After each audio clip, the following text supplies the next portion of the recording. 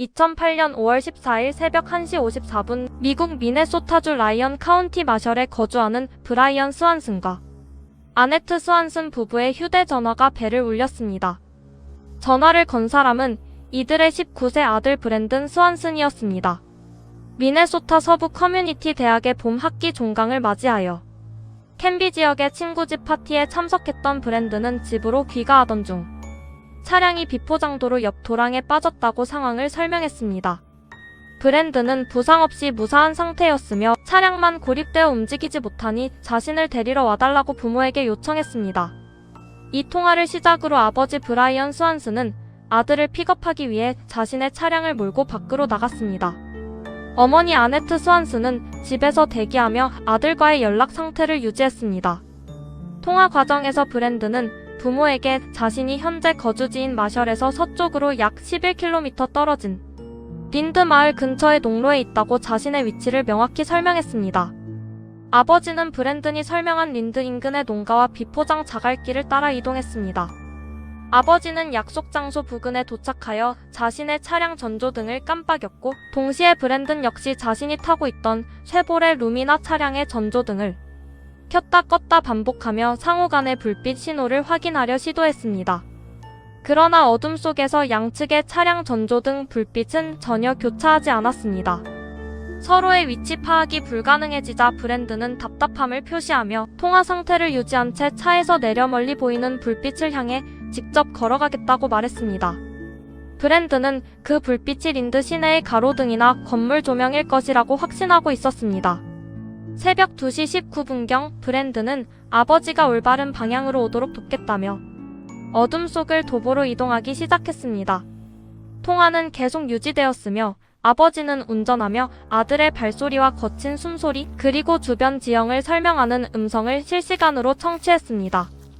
브랜든은 자갈길을 걷다가 이내 길을 벗어나 인근 농경지의 들판과 비포장 구릉지를 가로질러 걷기 시작했다고 말했습니다. 또한 걷는 도중 주변에서 물이 흐르는 소리가 들린다고 진술했으며 철조망 펜스 2개를 직접 넘었다고 부모에게 구체적인 상황을 설명했습니다. 아버지는 수화기를 통해 들려오는 정보에 의존하며 아들을 찾기 위해 계속 시골길을 헤맸습니다. 이 실시간 통화는 중간에 끊김없이 무려 47분 동안 지속되었습니다. 사건의 전환점은 새벽 3시 30분경에 발생했습니다. 여전히 아버지와 통화를 이어가며 들판을 걸어가던 브랜든은 대화 도중 돌연 문장을 멈추고 오쉿이라는 짧고 날카로운 비명을 질렀습니다.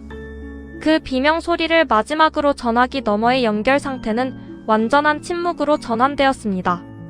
아버지는 수십 번 아들의 이름을 외치며 소리를 질렀으나 아무런 응답도 돌아오지 않았습니다. 부모는 즉시 전화를 끊고 다시 브랜든의 번호로 통화를 시도했습니다. 전화는 계속해서 정상적인 신호음이 울렸으나 브랜든은 수신 버튼을 누르지 않았습니다. 부모는 새벽 내내 반복해서 전화를 걸었으나 결과는 동일했습니다. 날이 밝은 2008년 5월 14일 오전 6시 30분 브랜든의 부모는 라이언 카운티 경찰국에 아들의 실종 신고를 접수했습니다. 그러나 초기 수사 단계에서 경찰은 성인 남성이 자발적으로 연락을 끊었을 가능성을 제기하며 즉각적인 대규모 수색을 거부했고 일정 시간을 기다려 볼 것을 권고했습니다. 이에 따라 본격적인 수사는 당일 오후가 되어서야 시작되었습니다. 경찰이 브랜든의 통신사 스마트폰 기지국 수신 기록과 핑 테스트 데이터를 확보하면서 수사 방향은 완전히 뒤집히게 됩니다. 기지국 신호 분석 결과 브랜든이 전화를 걸고 47분간 걸었던 장소는 그가 주장했던 린드가 전혀 아니었습니다. 그의 스마트폰 신호는 마셜에서 서쪽이 아닌 완전히 반대 방향이자 북서쪽으로 약 40km 떨어진 링컨 카운티의 톤턴과 포터 사이의 외딴 시골 지역 기지국에서 잡힌 것으로 확인되었습니다. 브랜든은 자신이 마셜의 서쪽에 있다고 착각했으나 실제로는 마셜의 북서쪽 텅 빈 벌판에서 완전히 다른 곳을 린드라고 믿으며 헤맸던 것입니다. 통신사 데이터를 기반으로 링컨 카운티 경찰국과 라이언 카운티 경찰국이 합동 수색을 개시했습니다. 5월 14일 오후 12시 30분경 수색팀은 톤턴 인근의 비포장 농로 옆 도랑에 바퀴가 걸려 고립되어 있던 브랜든의 2001년형 쉐보레 루미나 차량을 공식 발견했습니다. 차량의 문은 열려있는 상태였으며 시동은 꺼져 있었고 내부에서 차량 열쇠와 브랜든의 지갑 등 소지품 일부는 사라진 상태였습니다. 차량 주위를 정밀 감식한 결과 타이어가 도랑 진흙에 빠져 공회전한 흔적만 있을 뿐 외부 충돌로 인한 찌그러짐이나 기계적 결함은 발견되지 않았습니다. 또한 차 안과 주변에서 타사를 의심할 만한 혈흔, 투쟁 흔적, 제3자의 정황 증거 역시 전혀 검출되지 않았습니다. 경찰은 즉시 대규모 수색팀을 편성했습니다. 자원봉사자 500여 명, 사체 및 추적 훈련을 받은 탐지견 30여 마리, 여러 상 카메라를 탑재한 헬리콥터와 항공수색대, 수중 음파 탐지기가 현장에 전면 투입되었습니다.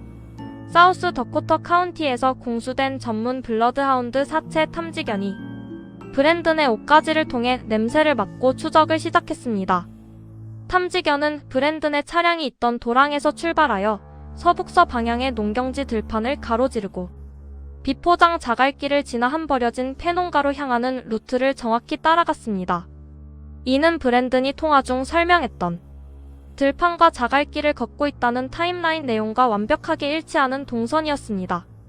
추적 경로는 폐농가를 지나 옐로 메디슨 강의 지류인 레드우드 강줄기로 이어졌습니다. 탐지견은 강가 한편의 특정 지점까지 냄새를 쫓아간 뒤 강물 속으로 들어가는 반응을 보였습니다. 특이한 점은 탐지견이 강 반대편 기슭으로 건너가자 다시 브랜든의 냄새를 맡고 일정 거리를 이동했다가 최종적으로 한 비포장도로 위에서 냄새 추적이 완전히 끊겼다는 사실입니다. 수색 당국은 브랜든이 통화 중 언급했던 물소리가 이 레드우드 강이었을 것으로 판단하고 강 하류 전체에 그물망과 차단 게이트를 설치한 뒤 잠수부들을 대거 투입해 수중 정밀 수색을 진행했습니다. 그러나 수개월간 계속된 강바닥 뒤지기 작업에도 불구하고 브랜든의 시신은커녕 그가 착용하고 있던 안경, 입고 있던 옷까지, 휴대전화 등 그 어떤 유류품도 단 한 점 발견되지 않았습니다. 사건 이후 제기된 유력한 실증적 가설은 오인으로 인한 저체온증 및 익사입니다.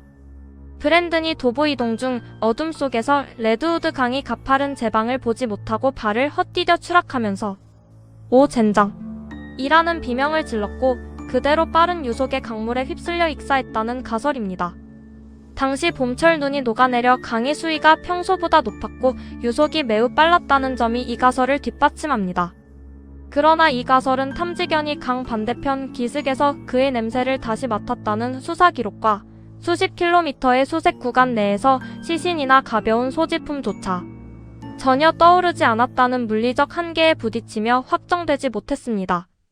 또 다른 가능성으로는 뺑소니 또는 농가에서의 타살 가설이 존재합니다.